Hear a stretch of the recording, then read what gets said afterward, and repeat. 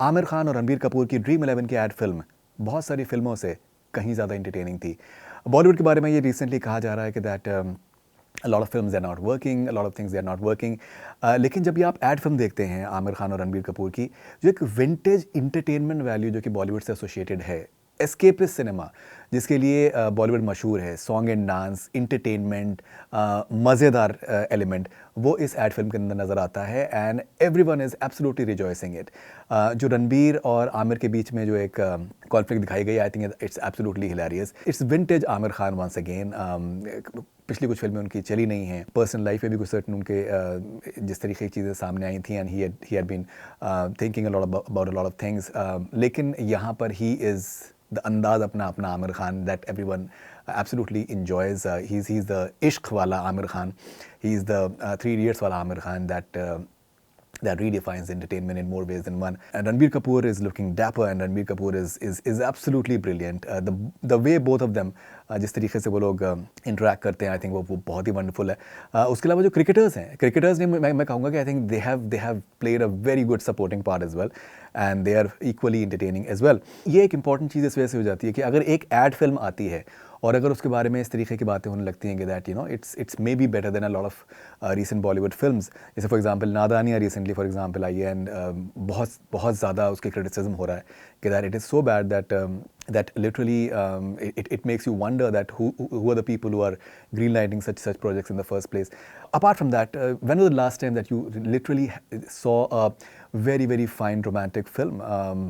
When was the last time that a music score of any film literally floored you completely? जैसे मैंने पहले भी जिक्र किया है, a film like Sanam Tere Qasam for example in the recent times, the reason why it does well on its re-release is after 9 years that उसमें कुछ इस तरीके का एक एलिमेंट था, उसमें कुछ एक ऐसा रोमांस था, उसमें कुछ इस तरीके की म्यूज़िक थी, डायलॉग्स थे, कहानी थी, परफॉर्मेंसेस थे, that literally blue you completely and you were just completely sucked into it and people went to the theaters to watch it. Why is it that people are not going to theaters to watch a lot of the recent films? There's a big question mark. उसके अलावा और भी जिस तरीके की बहुत सी फिल्में आ रही हैं, तो जो उनके प्रोमोज हैं, I think they are completely half baked and people are not really excited that if they really want to go and watch the movies in the theaters. बहुत सी चीज़ें सामने आई, चाहे पेड रिव्यूज़ की बात कर लें आप, 4-5 स्टार्स जो हैं वो 3.5 स्टार्स का पूरा चार्ट सामने आते हैं। Everyone knows that people are seeing through that.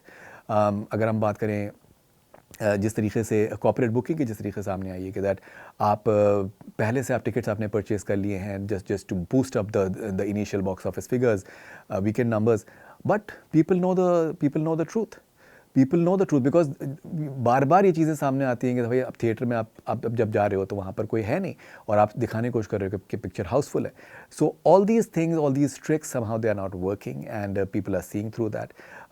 जो एक अच्छी कहानियों के ऊपर, अच्छे किरदारों के ऊपर, परफॉर्मेंसेस के ऊपर, कास्टिंग के ऊपर कुछ हद तक शायद काम इस वक्त नहीं हो पा रहा है। जैसे अनुराग कश्यप ने रिसेंटली अभी शिफ्ट किया है साउथ की तरफ and he is calling Bollywood as toxic and the fact that he is everyone is in a rush to make 500 crore films, 800 crore films, लेकिन जो एक आर्ट है उसके अंदर वो कहीं ना कहीं ख़त्म हो चुका है। सो एक जो आप इंजॉय करते हो एक प्रोसेस को बनाने के लिए, जो एक इंजॉय किया जाता था, जिस तरीके से बात होती थी, जिस तरीके से प्रेस कॉन्फ्रेंसेज होते थे, इंट्रैक्शंस होते थे, वो चीज़ अभी फ़िलहाल उस लिहाज से नहीं हो रही है।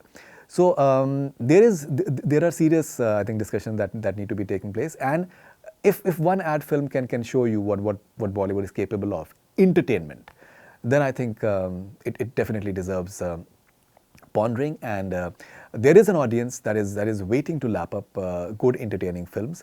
The filmmakers, they just have to come up with good ideas. Writers, they have to invest in better writers, performances of good actors as well. Lots to think about. This is Faridun Sharia for Connect Cine. Stay connected.